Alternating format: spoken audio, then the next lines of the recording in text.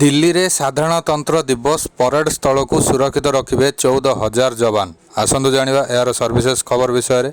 75तम साधारणतंत्र दिवस पालन अवसर रे अत्याधुनिक अस्त्रशस्त्र और आधुनिक उपकरण रे सज्जित तालीम प्राप्त कमांडो, स्नाइपर और स्पॉटर समेत 14,000 रु अधिक सुरक्षाकर्मी कर्तव्य पथ और यार आखपाख अंचल रे सुरक्षा बल गठन करिवे।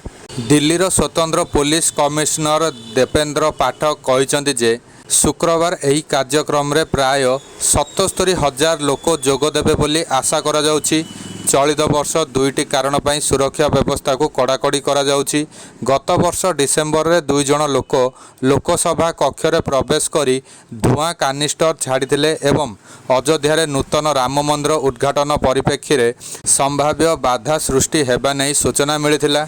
पुलिस कहिछि जे सेमाने उपस्थित लोकंक मध्यरु केही अस्वाभाविक मोटा जोता पिंधिछंती कि नाही देखिबे। एपरि जोता पिंधिथिले सेमानंकु उपयुक्त जांच पई जोता खोलिबाकू कुहाजिबो। कारण लोकसभा को प्रवेश करथिबा 2 जण युवक निज जोता भितरे कानिस्टर लुचाई रखिथिले। दिल्ली ट्रैफिक पुलिस कार्यक्रम स्थल एवं आखपाख रास्ता रे 2500 कर्मचारी को मुतयन कराजिबो। स्वतंत्र पुलिस कमिशनर HGS धनवाल कहते जे जनवरी 10 रु दिल्लीर समस्त सीमा सील करा सह वाणिज्यिक जान प्रवेश उपर प्रतिबंधक लगा जाइछि।